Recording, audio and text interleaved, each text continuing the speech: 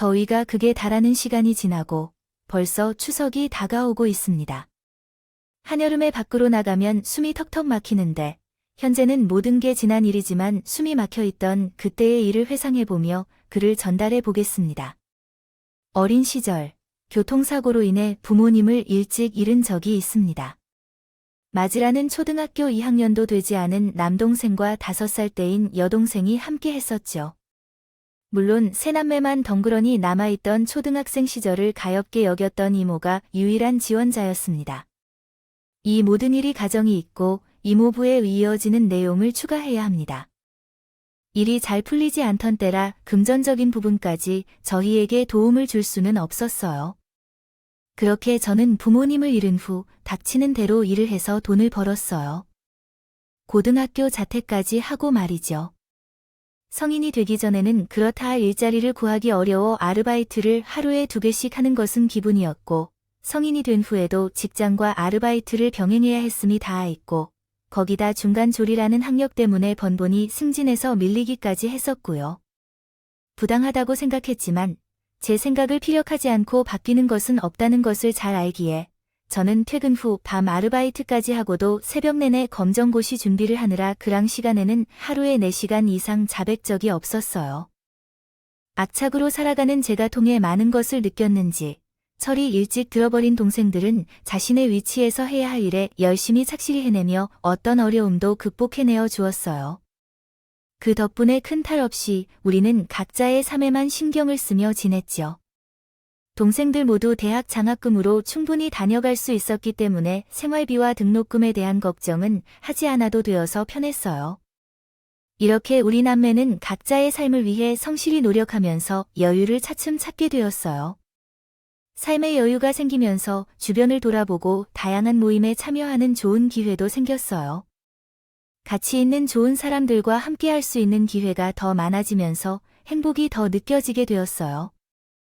중학교 동창 모임 중에서는 가장 의미 깊은 것이었습니다.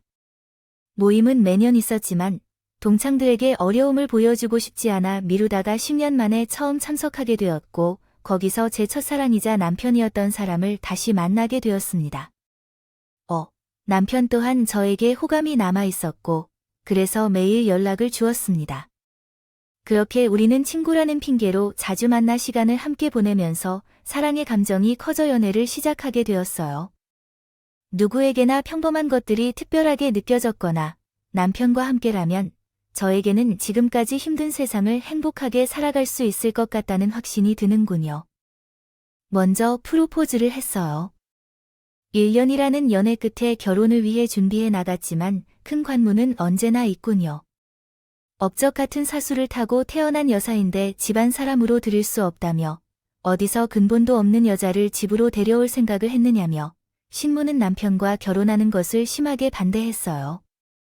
철강 사업을 하는 시부 덕에 남편의 집은 경제적으로 꽤 풍요로워요. 그에 비하면 저는 한없이 부족해 보이니까 당연히 반대하실 걸 알았지만 저를 세워둔 채로 되는 코 안 좋은 말을 쏟아냈던 친모가 많이 상처를 줬어요. 신부의 허락을 받기 위해 8년 동안 시댁을 찾아갔지만 거들떠보지도 않던 시무에게 서서히 지치게 되었고 결국 남편과 헤어지게 되었습니다. 하지만 남편과 이별한 후 얼마 지나지 않아 시부가 직접 찾아와서 자신의 집에 내가 들어올 때 축복을 받는다는 말과 함께 당신이 받은 상처가 얼마나 큰지 안다고 말했습니다. 남편을 좋아하는 나의 힘든 모습을 처음 보았다며 아들이 행복했으면 좋겠다고 했습니다. 자신이 설득할 수 있다고 생각하기 때문에 자기 없이 며느리가 되어 주면 좋겠다면서도 가족이 되어 주길 바라고 말했습니다. 이렇게 시부의 말로 용기를 얻게 되었습니다. 얻을 수 있게 된 15년 덕분에 드디어 서로를 사랑하고 있는 남편과 부부로 연을 맺을 수 있게 되었습니다. 며느리 사랑은 아버지에게 결혼을 허락받고는 했지만 여전히 마음에 안 차는 시머님에게 부족함을 많이 느끼지 않았으면 하는 실모의 소망을 이해할 수 있었고 저를 딸처럼 대해주시려는 시부모의 노력에 더욱 감사해졌습니다. 남편이 또래 아들로 시모님의 마음을 얻고자 노력했지만 그 어렵지 않은 일은 아니었습니다. 언젠가는 시부모님과 함께 지내는 것이 익숙해질 것이라고 믿습니다. 그러나 실모의 마음을 얻기란 쉽지 않았습니다. 제가 자랑할 만한 것이 없다고 생각했을 때가 많았습니다. 저를 한결같이 챙겨주셔서 감사합니다. 그래도 남편에게 의지할 수 있어서 괜찮았어요. 그러나 남편이 시어머님의 시집살이를 더 챙기려고 할수록 상황은 점점 악화되었습니다. 시어머니가 집안일을 전혀 손대지 않으려는 태도로 인해 가정부 2명을 고용했음에도 불구하고 저에게 할당된 모든 일을 시켰습니다. 더 나은 반찬을 만들기 위해 열심히 노력했고 가족들의 식사 준비에도 적극적으로 참여했습니다. 이 모든 것은 제가 제안한 것이었는데 적은 말투로 제가 만든 반찬들이 맛이 없다고 의견을 내며 음식물 쓰레기로 처리하는 것이 참 힘이 들었습니다. 취급해드렸습니다.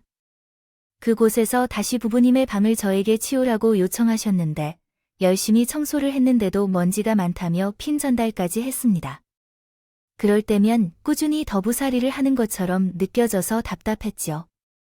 어느 날 제가 몸살과 감기에 걸려 열가지나 심하게 왔는데 죽을 것처럼 버거웠고 힘들게 느껴졌습니다.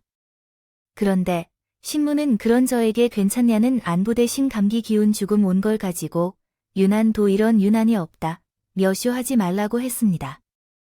게다가 화장실에서 하수구 냄새가 올라온다며 자기가 나갔다 올 때까지 멋대로 해서 형소를 해놓으라고 시키더군요. 가정부에게 조 대신 좀 도와달라고 해야겠습니다. 부탁했는데 시무는 그것을 알고 간신히 약 기운에 잠을 청한 저를 깨웠습니다. 정말 난생 처음 듣는 막말을 퍼부었습니다.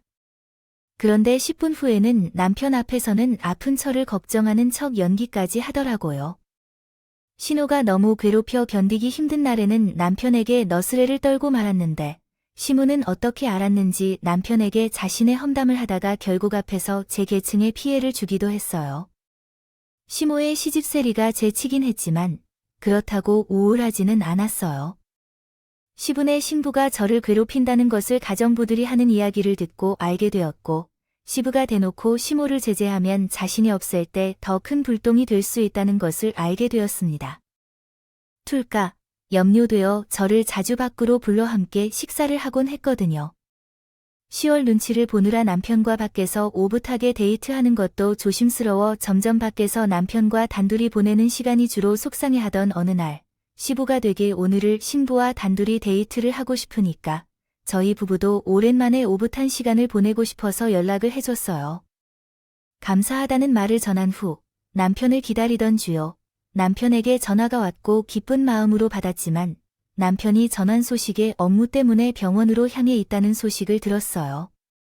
한참 동안 철강 사업이 눈코 뜰 새 없이 바쁘다며 잠까지 아껴가면서 예의 부가 급작스럽게 쓰러졌던 소식이었거든요.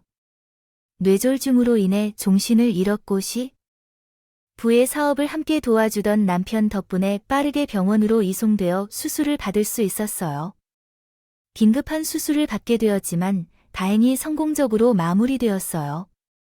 다만 달리기 전 10분은 의식을 회복하지 못한 채 쓰러지는 도중 어딘가 머리를 부딪혀 상태가 악화되어 15분 동안 혼수 상태에 빠지고 깨어나지 못할 수도 있다는 의사의 진단을 받았어요.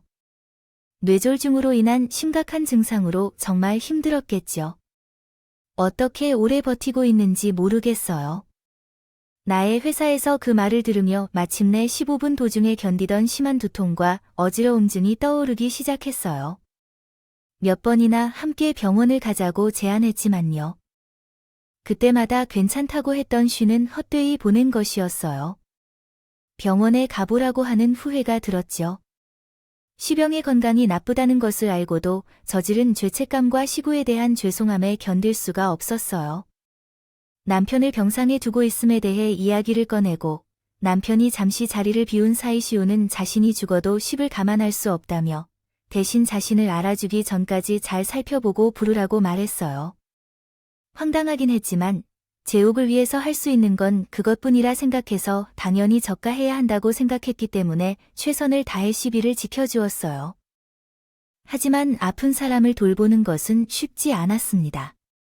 시간이 지날수록 조금씩 이어지는 나의 안쓰러운 모습을 남편이 강경하게 다루는 것이 어떨까 해 제안했지만 제가 거절했습니다. 15살 적으로 깨어나는 그의 모습을 내 두 눈으로 꼭 보고 싶었기 때문이었죠. 교환 중에 종으로 묶인 상황도 펼쳐졌어요. 시버가 남편을 걱정하는 아내의 역할을 하며 연기했었거든요. 눈물까지 참을 수 없이 자아내곤 했죠. 보시님께 많은 고생을 하셨어요. 말은 자두같이 보이면 좋을 텐데요. 에도 불구하고 환자분이 증상이 나빠지지 않고 잘 버텨주시고 계십니다. 가족들도 힘내십시오. 처럼 한번 일어날 거예요. 촉 음식이라도 좋아지고 있는 것을 확인해 주세요. 그렇다면 습생유하여. 그러며 지금 간접분께서도 열심히 살아가고 있으니까 기다려 주세요. 그럼 이만 나가 보겠습니다. 가족들도 건강 잘 챙기세요. 연기를 마친 시모는 모퉁이에 앉아 소파에서 눈물을 흘리는 듯이 핸드폰을 쳐다봤어요. 의사는 왜 이리 자주 들락거린 적이 없게 아이의 안웃음을 쓸데없이 노인분께서 쪽을 붙이려 하니까 무슨 그런 줄 알아요. 때마다 닦아주고 탈이 서서히 흘러나오는데 먼지를 덮어주는 하녀가 오셔서 정신도 못 차리시는 양반께 같은 자세로 계시면 힘들 것 같아서요. 씻지도 못하시는데 얼마나 찝찝하셨겠어요. 이렇게 물수건으로라도 닦아드리면 좀 낫으면 좋겠어요. 병실에 있는 시부는 본 분위기 쫓아가질 않으면서 어쩌다 한 번씩 교원에서 의사 앞에서 슬픔을 연출한 뒤 이렇게 비방을 써놓으니 처음에는 가질 것이라면 가족들을 고생시키지 않고 빨리 가는 말을 가끔씩 하는 정도였지만 시간이 흐를수록 점점 심해졌고 신부가 병실에 6개월째에는 쓰레기처럼 취급하기 시작했어요. 그게 어느새 일상이 되어버리고 저는 신부를 챙기고 주말에는 남편이 해야 할 일을 씹어먹다가 집으로 돌아가고 다음 주 동안 병원에 있으면서 필요한 물건을 챙겨 다시 병원으로 돌아가는 것을 반복해요. 토요일에는 어느 날도 예외 없이 남편이 집에 도착하는 것이다. 길어서 그런지 그날은 이상하게 무단횡단을 하게 되었어요. 신호위반으로 아슬아슬한 상황에 여러 번 직면하게 되었고 결국 조는 교토에서 사고를 당했답니다. 골절로 인해 극심한 통증으로 통원 치료가 무리였기에 어쩔 수 없이 입원하게 되었어요. 신부는 제가 입원했다는 소식에 전화를 해왔지만 하지 못했다는 말을 온몸에 가득 담아 화를 내는 게 전부였어요. 남편은 사고를 당한 존을 대신해 철강 사업을 관리 중이라 병원 간호를 할 시간을 내기 어려웠고 그나마 시간적인 여유가 있었던 저는 늙어서 어떻게 간병을 하겠느냐고 고생할 것 없이 마음 편하게 간병인을 고용하라고 성을 내며 말했습니다.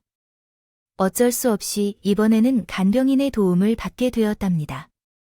신문을 제일 문병컨용 간병인을 쓰고 난 뒤로부터는 어쩌다 한 번 찾아가 병실을 찾지 않았고 어디로 숨었는지 연락조차 잘 되지 않았어요. 그렇게 3주 정도가 되던 중에 간병인이 개인 사정으로 하루 시간을 비우게 되었는데 갑자기 시간을 비워주는 대신에 간병인을 소개해 줄 수 없는 상황이었죠. 저와 남편 둘 다 상황이 여의치 않아 어쩔 수 없이 시무에게 부탁해야 했고 남편은 시무가 거절하지 못하도록 자신이 직접 연락하여 하루 간호를 부탁했어요. 시무는 신문에 실은 내색조차 하지 않은 채 남편의 부탁을 들어주어야 했어요. 그런데 우연히도 침묵 속에서 간병하게 된 그날, 시부가 홀수 상태에서 깨어나 눈을 떴습니다. 황당하게도 그때부터 15일 동안 얌체 제시가 시작되었어요. 이번 한 틈을 타 집에서 일하는 사람들에게 저는 병원에 발을 한 번도 들어본 적이 없다. 고 입다 맞춰 넣은 후 뒤 똥까지 챙겨주면서 모든 병간호를 자신이 다 한 것처럼 꾸며놓은 것은 물론 아주 빈틈없이 작업을 닫혀 놓았어요. 거기다 그간 시무가 연기해온 것 덕에 시부가 깨어나게 기다리느라 긴 시간 동안 많이 힘들었을 것이라며 의사까지 말을 보태주기까지 해 10일의 계획은 더없이 완벽해졌던 것이었어요. 또한 결심하게도 신무는 시부가 혼수 상태에서 깨어났다는 것을 남편과 함께 결정했습니다. 책에 바로 알리지 않은 데다 더욱 철저히 하기 위해 남편을 위하는 척 힘들게 일에 쓴 이 병원에 들리지 말고 집으로 가서 푹 쉬며 병원에 발을 못 디게 막은 탓에 10의 차를 알 방도가 없어 시가는 시모의 말에 의심의 여지 없이 철석같이 믿고 저희에게 특히 저에게 큰 실망을 하게 되었어요. 시모는 자신이 잠들어 있던 동안 자신을 오래도록 기다릴 시모에 대한 고마움과 미안함에 눈물을 흘리며 말했습니다. 아, 여보, 그간 고생 많았어요. 오랫동안 기다리게 해서 너무 미안하고 고마워요. 예, 은혜는 나무세요. 동안 갚을게요. 꼭 한 해가 남편을 기다리는 것은 당연하죠. 혹시 할 말이 있으신가요? 나도 깨어나 보니 나도 충분히 이해할 거예요. 여보, 필요한 게 없다면 이야기해 주세요. 갖고 싶은 게 있으면 말해 주세요. 다 들어줄 테니까. 그럼 당신이 가져야 하는 평창동치 4명이서 나눠 먹을 수 있어요. 크린집에 가자는 거 맞죠? 병장 동지? 아, 예약부터 그렇게 관심이 많은 이네요. 여전하시네요. 뭐 좀 줄까? 필요한 게 있을까요? 이제 크린집에 가자고 할 거예요. 대원하는 대로 설을 정리할게요. 어서 코마가. 역시 당신밖에 해결책이 없네요. 일주일이 지난 후 시부의 소식을 듣고 연락을 드렸지만 시부는 저의 전화를 받아들이지 않았어요. 그때부터 몸과 느낌이 이상하더라고요. 무언가 심호가 일어나고 있다고 느꼈습니다. 틀림없이 그러하다고 생각했어요. 그 이유는 시부가 남편의 병문안을 거부하고 관심을 돌보는 것을 거부한다는 소식을 듣고 거기에 간병인을 고용하라는 연락을 시부를 통해 전달받았기 때문이었죠. 이야기를 들을 때 확신이 들었습니다. 시부가 하루 빨리 죽기를 간절히 바라던 시모였는데 그것을 이루어주지 못해 그저 바라볼 순 없었어요. 식물꽃을 키우듯이 저와 시부 사이의 신뢰를 무너뜨려 버린 것을 용서할 수 없었고요. 그래서 저는 모든 것을 바로잡기로 결심했습니다. 마음을 먹었어요. 평소에 유아독존적인 성격으로 무너진 맞추는 동안 시집살이를 통해 살아왔는데 저도 방어할 만한 비장한 카드가 하나쯤은 필요하다고 생각했기 때문에 늘 시를 모를 때는 오히려 주시하는 편이었습니다. 그래서 시가 깨어나기 전에 죽어라고 하는 험한 말을 녹음으로 남겨두었다가 썼어요. 더하여 시가 깨어나지 못하고 병상에 누워있을 때 우연히 알게 된 시무의 엄청난 비밀을 모두 폭로하기로 했어요. 그 비밀은 바로 그 평창동에 대한 것이었어요. 시몬이 평창동에 있는 집을 처음 봤을 때부터 매우 좋아했어요. 평창동에 집을 소유하게 된 신랑 때문에 시무가 더욱 흥분했었죠. 원래는 그곳에 새롭게 새를 지을 계획이었지만 시무가 생각을 바꿨습니다. 크기에 반대해 이러지도 저러지도 못했거든요. 오랫동안 사람의 온기가 없어서 분출하지 않다고 했지만 중국풍 이야기도 해봤지만 15년은 요지부동이었죠. 겉으로 봐도 참 예쁜 집이었지만 내부는 여타 집과 크게 다르지 않아 평창동 집에 집착하는 시무를 이해할 수 없었어요. 시모의 고집이 너무 강해서 저는 수없이 시분에게 그 집을 갈리게 부탁했고 한 달에 한 번씩 시간을 들여 그곳에가 가볍게 청소를 했어요. 하지만 어느 순간부터 신구가 자신이 직접 관리하겠다며 이제 평창동 집에 가는 고생을 하지 말라며 평소와 달리 저를 챙겨주셨어요. 조금 부끄럽지만 결혼 후 초음으로 저를 배려해주는 시무의 모습에 소가 이제 조금씩 마음을 열어주는 것 같다며 남편에게 자랑하게 되었어요. 단지 애정이 많은 곳이어서 직접 관리하고 싶은 마음이 든 게 아닌가 싶어 저는 티끌만큼의 의심조차 하지 못했어요. 관리를 핑계로 시모는 평창동 집에 걸음을 자주 옮기며 친구들의 부르는 그곳에서 시간을 보내기도 했어요. 그러던 어느 날 시부가 혼수 상태에 빠진 지 5개월 정도 된 무렵이었어요. 시모는 갑자기 자신과 가장 친한 친구 중에서 얼마 전에 남편과 사별한 채 외롭게 혼자 지내는 친구가 있어서 평창동 집에 그 친구와 함께 살기로 하고 자신의 모든 짐을 싸서 거처를 옮겼어요. 버렸어요. 남편이 나를 잡아 짐 옮기는 것을 도와줄 거라고 했지만 신무는 극구 사용하더군요. 그렇게 시작한 집에서 나간 지 이제 2달 정도가 되던 날이었어요. 시모의 생일을 앞두고 있는 하루 전 날이었죠. 다른 개념은 몰라도 자신의 생일은 꼭 챙기는 분이라 저는 퇴근 후 남편에게 병원에 들러달라고 부탁해보았죠. 집으로 돌아가 미역국과 신부가 좋아하는 반찬을 순수하게 만들고 생일 선물인 스카프를 챙겨 가져다 드리기 위해 친구에게 연락을 했어요. 하지만 받지 않았죠. 그렇게 1시간이 지나자 급하게 전달하고 다시 병원에 들어가 봐야 하는 상황이었고, 여러 차례 연락해도 받지 않는 시모 때문에 실실 걱정되고 넋을 놓고 가만히 있습니다. 기다릴 수 없어서 마음이 급해져서 혹시나 해서 평창동에 있는 집으로 찾아가기로 결정했어요. 준비한 선물과 음식을 챙겨두고 급히 출발해 40분 후에 평창동 집에 도착했습니다. 하지만 집 앞에서 불이 켜져 있어서 놀랐어요. 신랑이 핸드폰을 보지 않아서 전화를 받지 못했나 싶었지만 가벼운 마음으로 제 열쇠를 이용해 문을 열고 집으로 들어갔어요. 거실에 들어가 보니 신랑이 웃음소리를 내며 함께하는 굵은 남성 목소리가 안방에서 들려왔어요. 짐을 거실 테이블에 놓고 조심스럽게 안방으로 걸음을 옮겼고 열려있는 안방 문을 밀어 열었어요. 사회에서 매우 충격적인 장면을 목격하게 되었습니다. 남편과 이별한 동성 친구 대신 제 나이 정도밖에 되지 않는 젊은 남자와 남성적인 모습을 한 채 어울리고 있는 것을 보았습니다. 전혀 의식하지 않은 채 그들이 이야기를 나누고 있었습니다. 제가 들어왔다는 것도 모르고 있는 동안 놀리고 빨리 뒤를 돌아 쳐다봤습니다. 그때 아찔한 감정에 휩싸여 다시 돌아갈 때 심형을 다스리며 그 남자의 모습을 사진으로 남겼습니다. 그곳을 빠르게 나왔어요. 피곤하면서도 놀라워서 내가 잘못 보았을까 하는 생각이 들었지만 사진을 확인하면서도 여자가 낯선 남자와 안도하는 모습은 분명했습니다. 세계에 모여 있는 거였습니다. 너무 놀라서 심장이 뛰는 것을 느껴서 한참을 진정하기 위해 식기와 선물이 챙겨진 제 집으로 돌아갔습니다. 아무 일 없었던 듯 종기가 나서 병원으로 돌아갔어요. 그 당일 일이 평창동에 있는 집에서 발생한 사건의 이유를 그날의 상황에서 이해할 수 있는 것 같아요. 아무리 오랜 시간 동안 병원에 머물렀다고 하더라도 이런 상황이 일어날 거라고 정말 생각조차 못했어요. 쓰러지기 전까지 알던 시모에 대한 사랑이 대단했던 분위기에 그런 모습들을 보니 더욱 안쓰럽고 시모의 부패한 행동들이 소름이 돋았어요. 그날부터 제가 시모의 불륜을 증거하기로 마음먹었습니다. 언젠가 정신이 돌아온다면 그 사실을 숨기지 않고 밝혀야 한다고 생각했어요. 하지만 그 전까지는 아무에게도 말하지 않기로 했습니다. 약속을 했어요.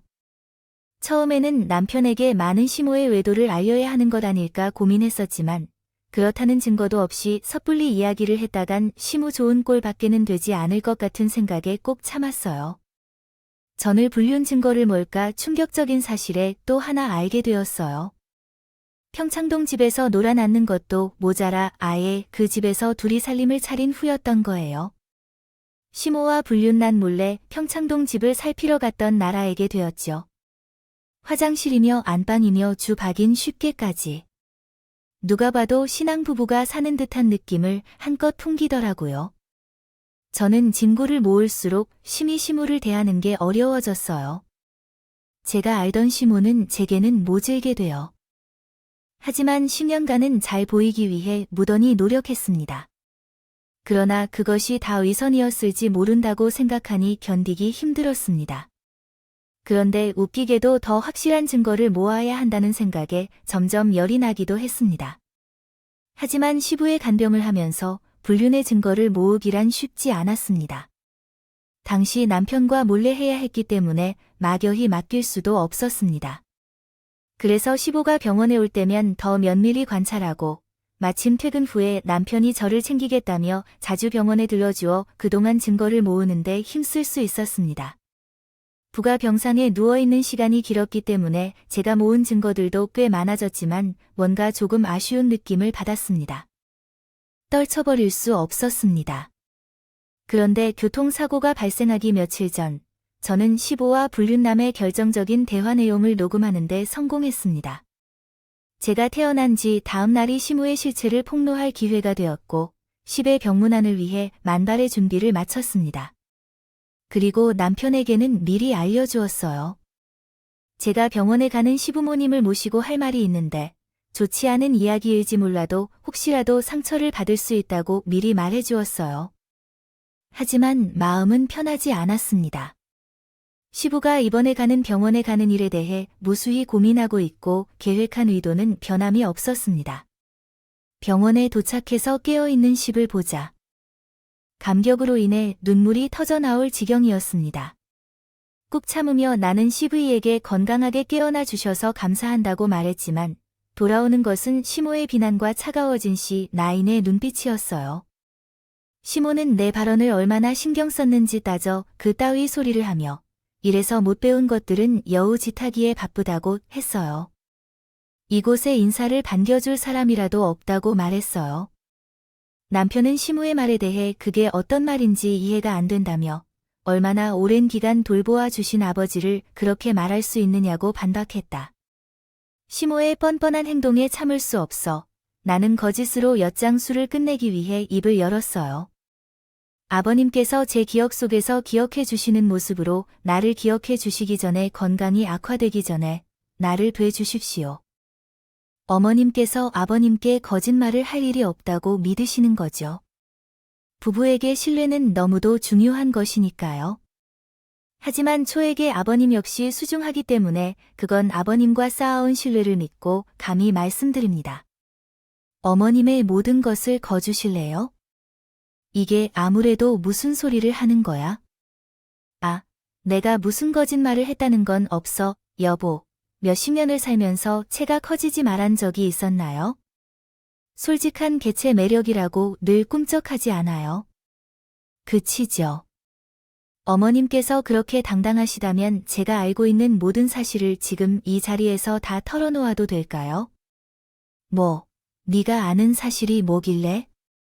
나무 살 거 없다. 아들아, 여보세요. 채 말은 틀릴 필요도 없어요. 헛, 이스카, 미시, 붕어 사일이 딴질하려고 들어 얘기해 보도록 할게.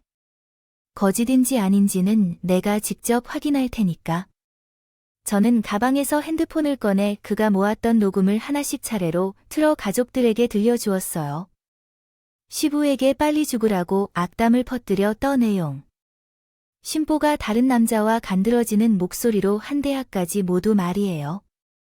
저는 죽일 듯이 쏘아보는 식물을 무시한 채 분류, 남과 시보의 재산에 대한 대화를 했던 내용까지 모조리 들려주었어요. 녹음을 다 들려준 후에는 피부가 앉아있는 병원 침대 가까이 다가갔어요. 그가 모아온 증거 사진들도 모두 쏟아 부었습니다. 제 말에 콧방귀 덜 실무의 표정 변화는 변화무쌍했습니다. 녹음을 들려줄 때까지는 자기가 아니라며 시치미를 떼더니 제가 흩뿌린 사진을 보자 얼굴이 새하얗게 질리기 시작하더니 갑자기 상체를 숙여 온몸으로 사진을 가리켜 소리쳤어요. 이건 모함이야 모함이라고 어요? 부어 아니에요. 이건 그러니까 노노도 대체 뭐야? 제가 어머님의 행실을 보고도 모른 척 지나간다면 아버님과 남편의 기반을 흔들고 있는 거잖아요. 저는 잘못된 것을 바로잡아야 한다고 생각했을 뿐이에요. 다른 뜻은 없어요. 아, 날 상대리 달 짓에 버려니가? 깜짝 놀랐네요. 내 말에 감동받아 사랑하게 됐어. 내가 혼자만 생각해서 오해했던 거 내 자신이 한심스러워. 지금 당장 나가야 돼. 지금은 병원이나 내 집에서나 나 혼자였다. 올해 결혼 생각은 여기서 끝이야. 내 돈으로 산 작은 것까지 다 걷어내 너를 만날 수 없겠다. 미안해 찾아온 걸. 못 참았어. 내가 모두 잘못한 거야. 다신 안 그럴게. 한 번만 용서해줘. 너무 무섭고 집착스러워서 못 보겠어. 아이들 앞에서 어려운 상황 보이고 싶지 않으면 다음 장소로 가. 헤어질 수 없는 짐들을 들고 있는 심정으로 가져와. 뺨을 때린 후 험한 욕을 뱉은 뒤에 병실을 나갔고 한동안 아무도 쉽게 말을 꺼내지 않았어요. 침묵 끝에 시부가 말을 꺼내 더군요. 제게 미안하다고 긴 시간 동안 자신을 위해 써줘서 고맙다는 말을 듣자 그제야 눈물이 더 젖고 시부도 남편도 모두 오랫동안 울었습니다. 다행히 시모로 인해 큰 충격을 받았지만 건강에 큰 영향을 미치지는 않아 그날이 있은 후 한 달 만에 퇴원하여 통원치료로 관리하게 되었어요. 퇴원하자마자 심화된 이혼 소송을 진행했고 시부가 불륜남과 동거했던 평창동 집을 바로 부동산에 내놓아 팔아버렸어요. 그 때문에 신문을 몇 번이나 집에 자신의 집을 왜 멋대로 팔 수 있는지를 찾아와 당장 내놓으라며 가만두지 않겠다고 하면서 당선 문을 열라고 송을 지르며 행패를 부린 탓에 소음공해로 인한 민원이 들어가 여러 차례의 경찰서에 끌려갈 기도를 했어요. 나중에는 세계에 연락하여 그단 시집살이를 시킨 것에 대해 사과하고 부의 마음을 돌려달라며 제가 가지고 있던 증거가 모두 꾸며낸 것이라는 것은 사실이 아니라고 쉽게 얘기해주면 평생 저를 딸처럼 여기며 살겠다고 애원했어요. 제가 해줄 수 있는 건 없다고, 사실을 거짓이라고 말할 수 없다고 하면 아까 군의를 쓰대는 통해 결국 가족 모두 시모의 연락을 무시해야 했죠. 시모의 이유는 제가 그간 모아둔 증거 자료 덕에 일사천리로 와서였습니다. 진행되었어요. 바람까지 표시한 이 윤상현은 너무 충분했으니까요. 당연한 거지만 수송에서 시보가 승소한 것은 물론이고 시모에게 위자료까지 청구되어 집도 절도 없이 조건은 신문은 설상가상으로 시부의 재산이 있고 시모의 꽃이 된다는 말에 소가 시모에게 구했던 불륜남 도의도 하는 기간 동안 시보가 산 명품들까지 모조리 챙겨서 도망가 버린 바람에 무일푼이 된 채 덩그러니 혼자 남게 되었어요. 나중에 남편에게 가족들 몰래 신부가 연락해도 늙고 달라고 했던 적이 있었지만 시구가 누워있는 동안 젖을 시모에 만행으로 인해 충격을 받은 남편은 친구에게 자신의 엄마가 아니라는 사실을 알게 되면서 자신이 사랑했던 엄마가 사라졌다고 말한 후 연락을 끊었다고 합니다. 당시 시모는 자신의 처지를 남편에게 털어놓아 신세한탄을 했는데 그 내용을 들어보니 10년 전에 받은 위자료 때문에 받은 대출을 갚아야 했다고 합니다. 그러나 나이가 높아서 받아주는 곳이 없어서 간신히 식당에서 일하며 돈을 벌어 근근히 생활하고 있었습니다. 10살이 되는 딸이지만 여전히 물 쓰는 버릇을 버리지 못하고 있었고 자신의 약점에 대한 작은 자존심 때문에 작은 집에서 살고 싶지 않았기 때문에 좋은 집을 찾아 사채를 내고 엄청난 빚을 쌓게 되었다는 것이었습니다. 시무는 남편에게 연락을 쓰려고 했지만 그때 일하는 곳에 3대 사차업자들이 찾아왔다고 합니다. 깽판을 치기 시작하고서 직장에서도 해고당하고 사차업자가 나타나서 쑥대밭으로 만든 가게에 대한 손해보상까지 해야 된다고 이렇게 지원을 요청하였다. 그 상황을 보조해 주기를 바라며 남편을 향해 간절히 호소한 것은 당시 상황과 표면적인 신뢰가 아프게 다가왔지만 자신이 도와준다면 계속해서 손을 돌릴 것을 알기에 마음을 단단히 먹었습니다. 1년이 지난 지금 분단을 인정하고 열심히 일궈온 철강 사업을 남편에게 양보하면서 건강관리에 신경 써 즐겁게 취미생활을 하며 여유를 가지며 살아가고 있습니다. 또한 남편과 함께 일하고 있어서 그의 도움으로 인해 열심히 성장하며 많이 바쁘고 있지만 더 많은 확장과 성장을 위해 열심히 노력할 것입니다. 되었어요. 가장 좋은 소식은 결혼 7년 만에 소중한 생명이 찾아와서 우리 가족 모두가 행복한 요즘이에요. 시분 이제 저를 딸이라고 불러주시며 진짜 친딸과 다름없이 사랑을 주시고 있어요. 저도 제 진짜 아버지처럼 느끼고 말 못할 고민도 털어놓을 만큼 더 각별히 대해주셨어요. 얼마 후에 출산을 하게 될 겁니다. 노산이라 걱정이 많았지만 10월에는 남편의 보살핌 덕분에 건강한 아이를 만날 수 있게 되었어요. 가족이라는 울타리가 얼마나 큰 힘이 되는지, 얼마나 소중한 것인지 다시 한번 깊게 깨닫게 되었어요. 지난날의 나쁜 기억은 사라지고 앞으로 우리 네 식구는 오래도록 행복하게 지낼 거예요. 건강하게 철을 아끼며 아브로를 살아갈 것입니다. 제사 안에 들어주신 모든 분의 건강과 행복을 기원합니다. 감사합니다. 지금까지 커피앤톡이었습니다. 오늘도 끝까지 함께 해주셔서 감사합니다. 저는 다음 영상에서 또 만나 뵙겠습니다.